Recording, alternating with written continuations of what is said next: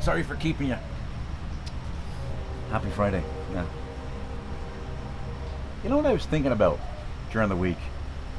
I've been in corporate America since I was 20, so a few years. I noticed there's a lexicon of words that is unique to corporate America. I'm not going to go through them because you know what I'm talking about if you've been in that setting. My son did an internship a few years ago, and he came home that night and he said, "Dad, how come nobody lives anywhere in corporate America?" I said, what do you mean, son? He goes, "Everyone's based out of somewhere." I asked someone, "Where do you live?" He goes, "I'm based out of Houston." Why not just say I live in Houston? There's an example. Here's two that may not be as obvious that I noticed. One was real quick. That phrase, real quick, gets asked, and I kind of love words because they contain meaning. So I'm always spotting them. Why do we use these words? Why do we use these phrases? I can only talk for myself. So real quick, let's talk about that one. Why would we use that in a question? Hey, real quick.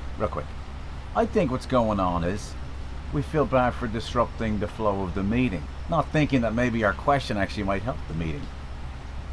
So Jeremy walks into a room. By the way, that's just fiction. If you're Jeremy, this could be you. It's a fictional character. He makes the mistake of sharing his screen and then going into presentation mode in PowerPoints. And now we know he has 80 slides for 60 minutes. So, okay, we got to get through the slides, I guess. That's the point. So, real quick, Jeremy.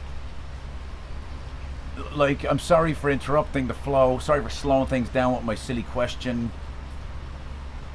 And first of all, we don't know if it's real quick. The question might be quick. We don't know where it's going to steer us. We don't know if the answer is going to be quick. So don't bother saying real quick when you don't really know. We can't control that. Your question could put us somewhere for 15 minutes. Yes, that 15 minutes could be a waste of time. Or that could be the best 15 minutes of the meeting. So I'd like to encourage you to drop the real quick and just ask the question. Real quick, I have a question. In fact, you don't even have to say I have a question. Just say, "Jeremy, why do you have 80 slides in 60 minutes? Come on, man." All right. I don't know why I always use Jeremy as my fictional character.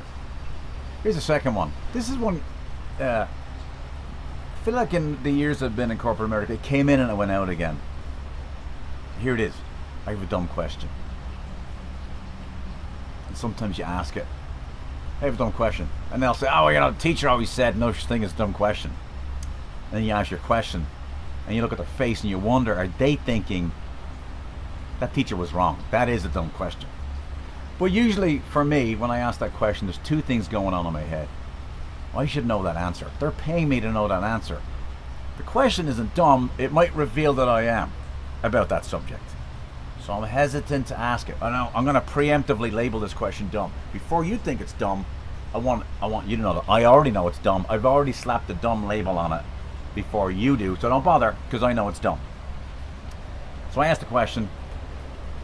Oh my gosh, I can't believe he doesn't know the... I mean, aren't we paying him to have an answer to that question? So that's one reason we might say it. Here's the more popular one. So Jeremy... No, let's say it's Julie this time. She's talking, and then she uses a phrase that reminds me of the phrase I once heard in 1985, and I go back there for a minute, and then I come back. Any questions? Julie says, "I have a question." It turns out that question was answered already a minute ago, and they're all like, "Where were you a minute ago?"